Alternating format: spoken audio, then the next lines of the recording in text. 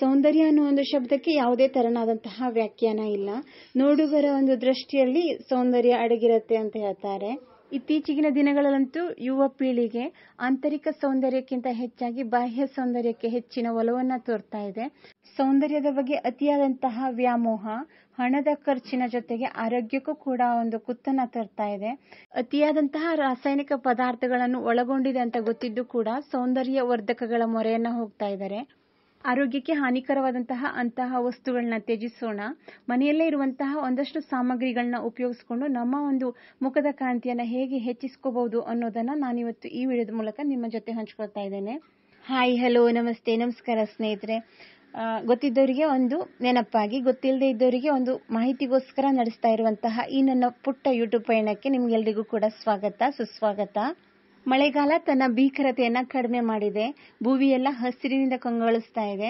ತುಂಬಾ ಚೆನ್ನಾಗಿದೆ ವಾತಾವರಣ, ತುಂಬಾ ಹಸಿರು ಎಲ್ಲ ಕಡೆ ಕೂಡ. ಈಗ ರೈತರಿಗೆ ಇದು ದೊಡ್ಡ ಸಮಸ್ಯೆ, ಆ ಹಸಿರನ್ನ ಕಡಿಮೆ ಮಾಡೋದು. ಯಾಕೆಂದ್ರೆ ಪ್ರತಿಯೊಂದು ಕಡೆ ಈ ತರ ಹಸಿರು ಹುಲ್ಲುಗಳು ಬೆಳ್ಕೊಂಡ್ಬಿಟ್ರೆ ಓಡಾಡೋದಕ್ಕೂ ಕೂಡ ಸರಿಯಾದಂತಹ ಜಾಗ ಇರೋದಿಲ್ಲ. ಹಾಗಾಗಿ ಒಂದಷ್ಟು ಜಾಗಗಳನ್ನ ಸ್ವಚ್ಛ ಮಾಡ್ಕೋಬೇಕಾಗತ್ತೆ. ಎಲ್ಲ ಗಿಡಗಳು ಹಸಿರಿಂದ ಕಂಗೊಳಿಸ್ತಾ ಇವೆ. ದಾಸವಾಳದ ಗಿಡಗಳನ್ನೆಲ್ಲ ಕಡಿಬೇಕಿತ್ತು. ಒಂದಷ್ಟು ದಾಸವಾಳದ ಗಿಡಗಳನ್ನ ಕಡಿದಾಯ್ತು.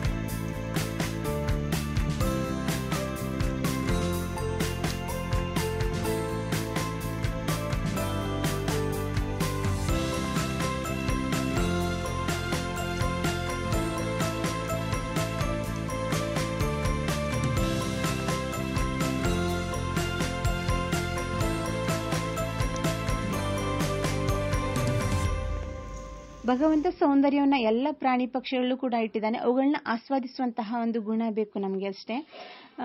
ಲಿಂಬು ಗಿಡವನ್ನ ಮನೆಯ ಮಂದಿ ನೆಡಬಾರ್ದು ಅಂತ ಹೇಳ್ತಾರೆ. ಹಾಗಾಗಿ ಗುಂಡಿಯನ್ನ ತೋಡ್ಕೊಟ್ಟೆ, ಒಬ್ರು ನೆಟ್ಕೊಟ್ರು. ಅದಕ್ಕೆಲ್ಲ ಸ್ವಲ್ಪ ಮಣ್ಣಿನ ಸವಕಳಿ ಆಗದೆ ಇರ್ಲಿ ಅನ್ನೋ ಕಾರಣಕ್ಕೋಸ್ಕರ ದಾಸವಾಳದ ಗಿಡವನ್ನೇ ನಾನು ಸೊಪ್ಪನ್ನ ಹಾಕಿದ್ದೇನೆ ಇಲ್ಲಿ. ಹಾಗೆ ಈ ತರ ಹುಳು ಇತ್ತು. ತುಂಬಾ ಸೂಕ್ಷ್ಮವಾಗಿ ನೋಡಿದ್ರಷ್ಟೇ ಕಾಣುವಂತಹ ಹುಳ. ಎಲೆಯ ಬಣ್ಣವನ್ನೇ ಹೊಂದಿದೆ, ಹಸಿರು ಬಣ್ಣವನ್ನ, ಹಚ್ಚ ಹಸಿರಾಗಿದೆ. ಒಂದಷ್ಟು ದಿನ ಆಗಿತ್ತು ಲಿಂಬೆಹಣ್ಣಿನ ಗಿಡಕ್ಕೆ ಎಲೆಗಳೇ ಇರ್ತಾ ಇರ್ಲಿಲ್ಲ. ಈ ಹುಳ ಇದೆ ಅಂತ ಗೊತ್ತಿರ್ಲಿಲ್ಲ. ನೋಡಿ, ಈ ತರ ಹುಳುಗಳಿರತ್ತೆ ಸ್ನೇಹಿತರೆ. ನಿಮ್ಮ ಮನೆಯಲ್ಲೇನಾದ್ರೂ ಲಿಂಬು ಗಿಡ ಎಲೆಗಳಿಲ್ಲದೆ ನಿಂತ್ಕೊಂಡಿದ್ರೆ ಈ ತರ ಹುಳುಗಳಿರತ್ತೆ, ನೋಡ್ಕೊಳ್ಳಿ. ಅವುಗಳನ್ನ ತೆಗೆದು ಹಾಕಿದ್ರೆ ಗಿಡ ಮತ್ತೆ ತಾನೇ ಚಿಗುರುತ್ತೆ. ಇವು ಪಾತರಗಿತ್ತಿ ಆಗುವಂತಹ ಹುಳುಗಳು. ಒಂದಷ್ಟು ದಿನ ಈ ತರ ಇರುತ್ತೆ. ಆಮೇಲೆ ತನ್ನ ಸುತ್ತಲೂ ತಾನೇ ಒಂದು ಪರದೆಯನ್ನು ಕಟ್ಕೊಂಡು ಪಾತರಗಿತ್ತಿಯಾಗಿ ಚಿಟ್ಟೆಯಾಗಿ ಹೊರಹೊಮ್ಮತ್ತೆ. ಅಲ್ಲಿವರೆಗೂ ಗಿಡದ ಎಲೆಗಳನ್ನ ತಿಂದ್ಕೊಂಡು ತನ್ನ ಬದುಕನ್ನು ನಡೆಸುತ್ತೆ. ಲಿಂಬೆಹಣ್ಣಿನ ಗಿಡ ಚೆನ್ನಾಗಿ ಬಂದಿಲ್ಲ ಅಂತಂದ್ರೆ ಈ ಬಗ್ಗೆ ಗಮನವನ್ನು ಹರಿಸಿ ಹುಳುಗಳಿವೆ ಅಂತ ಹೇಳಿ ನೋಡಿ. ಹಾಗೆ ಮನೆಗೆ ಬಂದಾಯ್ತು, ಒಂದಷ್ಟು ಕೆಲಸಗಳನ್ನ ಮುಗಿಸಿ. ಹಳ್ಳಿಯ ಬದುಕಿನಲ್ಲಿ ಬಿಸಿಲಿನಲ್ಲಿ ಕೆಲಸ ಮಾಡೋದು ಅನಿವಾರ್ಯ ಆಗಿರುತ್ತೆ.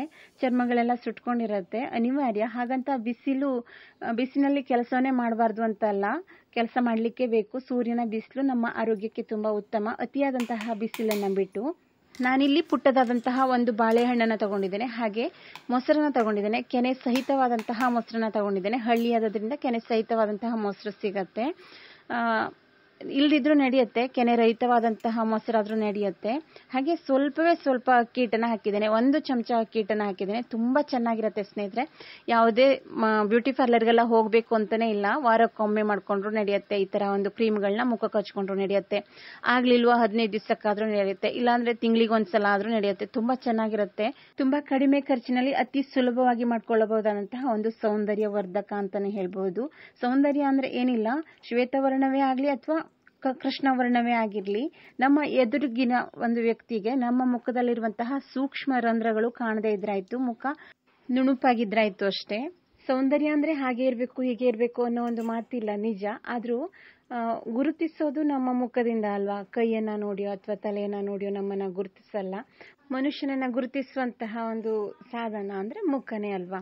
ಹಾಗಾಗಿ ಎಲ್ರಿಗೂ ಕೂಡ ಆಸೆ ಇರುತ್ತೆ, ಮುಖ ಚೆನ್ನಾಗಿರ್ಲಿ, ಕಾಂತಿಯುಕ್ತವಾಗಿರ್ಲಿ, ನುಣುಪಾಗಿರ್ಲಿ ಅಂತೇಳಿ. ಮೊಡವೆಗಳೆಲ್ಲ ಹೆಚ್ಚಿಗೆ ಇರದೇ ಇರ್ಲಿ ಅಂತ ಅನ್ನೋ ಆಸೆ ಇರುತ್ತೆ ಎಲ್ರಿಗೂ, ಸಹಜ ಅದು. ಇಂತಹ ಪೇಸ್ಟ್ಗಳನ್ನ ಮಾಡಿಕೊಂಡು ಮುಖಕ್ಕೆ ಹಚ್ಕೊಳ್ಳೋಣ, ಒಂದು ಉತ್ತಮವಾದಂತಹ ಫಲಿತಾಂಶವನ್ನ ಪಡೆಯೋಣ.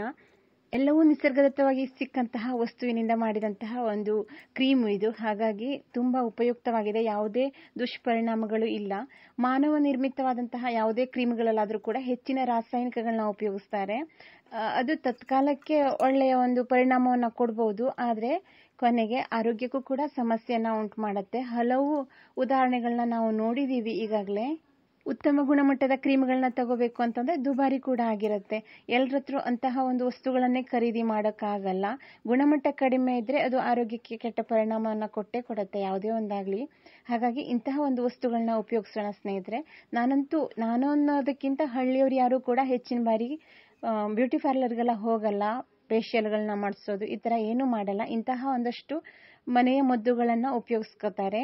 ನಾನು ಇಂತಹ ಒಂದಷ್ಟು ಮನೆ ಮದ್ದುಗಳನ್ನ ಉಪಯೋಗಿಸೋದ್ರಿಂದ ನಂಗೆ ಇನ್ನೂ ಕೂಡ ಮೊಡವೆಗಳೆಲ್ಲ ಎದ್ದಿಲ್ಲ. ಹಾಗಾಗಿ ಒಂದು ಉತ್ತಮ ಪರಿಣಾಮವನ್ನು ಕೊಡುವಂತಹ ಒಂದು ಮಾಹಿತಿಯನ್ನ ನಿಮ್ ಜೊತೆ ಹಂಚ್ಕೊಂಡಿದ್ದೇನೆ ಅನ್ನೋ ಒಂದು ಸಮಾಧಾನ ಇದೆ. ನಾನು ನೀಡುವಂತಹ ಯಾವುದೇ ಒಂದು ಮಾಹಿತಿ ಆಗಲಿ ಅದು ನನ್ನ ಒಂದು ಅನುಭವ ಆಗಿರುತ್ತೆ ಸ್ನೇಹಿತರೆ. ಯಾರೋ ಹೇಳಿದ್ದನ್ನ ನಾನು ಆ ಥರ ವಿಡಿಯೋ ಮಾಡಿ ಹಾಕ್ತಾ ಇಲ್ಲ, ನನ್ನ ಅನುಭವನ ನಾನು ನಿಮ್ಮ ಜೊತೆ ಹಂಚ್ಕೊಂಡಿದ್ದೇನೆ. ಇಂತಹ ಒಂದಷ್ಟು ವಿಡಿಯೋಗಳನ್ನ ನಾನು ನಿಮ್ಮ ಜೊತೆ ಹಂಚ್ಕೊತೇನೆ. ನೀವೆಲ್ಲರೂ ನನ್ನ ಜೊತೆಗಿರ್ತೀರಾ, ಈ ಯೂಟ್ಯೂಬ್ ಪಯಣದ ಮೂಲಕ ನಮ್ಮ ಜೊತೆಗಿರ್ತೀರಾ ಅಂತ ಅಂದ್ಕೊಂಡು ಸಾಧ್ಯವಾದಷ್ಟು ನೈಸರ್ಗಿಕವಾಗಿ ಬದುಕೋಣ. ಹಾಗೆ ಅಕ್ಕಿ ಹಿಟ್ಟು, ಮೊಸರು ಮತ್ತು ಬಾಳೆಹಣ್ಣಿನ ಮಿಶ್ರಣವನ್ನ ಮುಖಕ್ಕೆ ಹಚ್ಚಿ ಸುಮಾರೊಂದು 15 ನಿಮಿಷ ಕಳೀತು. ಪೂರ್ತಿ ಒಣಗಿದ ಮೇಲೆ ತೆಗೆದ್ರೆ ಕೂದಲನ್ನ ರಿಮೂವ್ ಮಾಡಬಹುದು. ಕೆಲವೊಬ್ಬರಿಗೆ ಮುಖದಲ್ಲಿ ಒಂದಷ್ಟು ಕೂದಲುಗಳಿರುತ್ತೆ, ಅವುಗಳನ್ನ ತೆಗೆಯೋದಕ್ಕೂ ಕೂಡ ಇದು ಒಂದು ಉತ್ತಮವಾದಂತಹ ವಿಧಾನ. ನಾನಿಲ್ಲಿ ಜಾಸ್ತಿ ಹೊತ್ತು ಇಟ್ಕೊಂಡಿಲ್ಲ, ಒಂದು 15 ನಿಮಿಷಕ್ಕೆ ತೊಳೆದಿದ್ದೇನೆ. ಮುಖ ತುಂಬಾ ನುಣುಪಾಗುತ್ತೆ. ಸೂರ್ಯನ ಬಿಸಿಲಿನಿಂದ ಮುಖದ ಮೇಲ್ಪದರ ಎಲ್ಲ ಸುಟ್ಟೋಗುತ್ತೆ.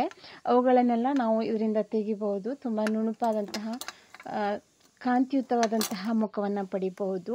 ಮೊಸರನ್ನ ಹಾಕಿರೋದ್ರಿಂದ ಸ್ವಲ್ಪ ಎಣ್ಣೆ ಅಂತ ಅನ್ಸುತ್ತೆ. ಹಾಗಾಗಿ ಒಂದು ಸ್ವಲ್ಪ ಹೂ ಬೆಚ್ಚಗಿನ ನೀರಲ್ಲಿ ಮುಖವನ್ನ ತೊಳೆದಿದ್ದೇನೆ. ಹಾಗೆ ಸಾಧಾರಣ ಸೋಪಿನಲ್ಲೇ ಮುಖವನ್ನ ತೊಳೆದಿದ್ದೇನೆ. ನಾನು ಯಾವತ್ತೂ ಮುಖಕ್ಕೆ ಫೇಸ್ ವಾಶ್ ಅನ್ನೆಲ್ಲ ಉಪಯೋಗಿಸಲ್ಲ, ಸಾದಾ ಸೋಪ್ ಅನ್ನಷ್ಟೇ ಉಪಯೋಗಿಸ್ತೇನೆ ಯಾವತ್ತಿದ್ರು. ಅಪರೂಪಕ್ಕೊಮ್ಮೆ ಕಡಲೆ ಹಿಟ್ಟನ್ನು ಕೂಡ ಉಪಯೋಗಿಸಬಹುದು, ಚೆನ್ನಾಗಾಗುತ್ತೆ ಕಡಲೆ ಹಿಟ್ಟನ್ನು ಉಪಯೋಗಿಸೋದ್ರಿಂದ ಸಹ. ನನಗಂತೂ ಇದು ತುಂಬಾ ಉತ್ತಮವಾದಂತಹ ವಿಧಾನ ಅಂತ ಅನಿಸ್ತು, ಹಾಗಾಗಿ ನಿಮ್ ಜೊತೆ ಶೇರ್ ಮಾಡ್ಕೊಂಡೆ ಸ್ನೇಹಿತರೆ. ಹಾಗೆ ಇಲ್ಲಿ ಕಂಚಿಕಾಯಿ, ದುಡ್ಲಿಕಾಯಿ ಅಂತ ಹೇಳ್ತೀವಿ ನಾವು, ಇದರ ಉಪ್ಪಿನಕಾಯಿ ಮಾಡ್ತೇವೆ. ಅದಕ್ಕೋಸ್ಕರ ಇಲ್ಲಿ ನಾನು ರೆಡಿ ಮಾಡ್ತಾ ಇದ್ದೇನೆ. ಮೊದಲಾದ್ರೆ ಹಿಂದಿನ ಕಾಲದಲ್ಲಾದ್ರೆ ಬೆಂಕಿಯಲ್ಲಿ ಹಾಕ್ತಿದ್ರು, ಬೂದಿ ಕಟ್ಟಿಗೆ ಒಲೆಯಲ್ಲಿ ಹಾಕ್ತಿದ್ರು. ಈಗ ನಾನು ಗ್ಯಾಸ್ ಮೇಲೆ ಇಟ್ಟು ಅದರಲ್ಲಿರುವಂತಹ ಸೊನೆಯನ್ನೆಲ್ಲ ತೆಗಿತಾ ಇದ್ದೇನೆ. ಹಾಗೆ ಉಪ್ಪನ್ನ ಹುರಿತಾ ಇದ್ದೇನೆ. ಸ್ವಲ್ಪ ಉಪ್ಪಿನಲ್ಲಿರುವಂತಹ ನೀರಿನ ಅಂಶ ಹೋಗ್ಲಿ ಅನ್ನೋ ಕಾರಣಕ್ಕೋಸ್ಕರ. ಹೆಚ್ಚಿಗೆ ನೀರು ಇರಲ್ಲ, ಆದ್ರೂ ಒಂದು ಸಮಾಧಾನ ಸಿಗತ್ತೆ, ಹಾಳಾಗಲ್ಲ ಈ ತರ ಉಪ್ಪನ್ನ ಹುರ್ಕೊಂಡ್ರೆ ನಾವು. ಹಾಗೆ ದುಡ್ಲಿಕಾಯಿಯನ್ನ ಸಣ್ಣದಾಗಿ ಹೆಚ್ಚಿಟ್ಕೊಂಡಿದ್ದೇನೆ. ಹೆಚ್ಚಿಟ್ಕೊಂಡಂತಹ ದುಡ್ಲಿಕಾಯಿಯ ಹೋಳುಗಳನ್ನ ಉಪ್ಪಿನ ಜೊತೆ ಮಿಶ್ರಣ ಮಾಡಿ ನೀರು ಇಲ್ಲದೆ ಇರುವಂತಹ ಒಣಗಿರುವಂತಹ ಒಂದು ಡಬ್ಬದಲ್ಲಿ ಹಾಕಿಟ್ರೆ ನಾವು ಯಾವಾಗ ಬೇಕಿದ್ರೂ ಉಪ್ಪಿನಕಾಯಿಯನ್ನ ಮಾಡ್ಕೋಬಹುದು. ತುಂಬಾ ರುಚಿಯಾಗಿರುತ್ತೆ ಈ ಉಪ್ಪಿನಕಾಯಿ. ಹೇಗೆ ಮಾಡೋದು ಅನ್ನೋದನ್ನ ನಾನು ಮುಂದಿನ ವಿಡಿಯೋದಲ್ಲಿ ನಿಮ್ ಜೊತೆ ಶೇರ್ ಮಾಡ್ಕೋತೇನೆ ಸ್ನೇಹಿತರೆ.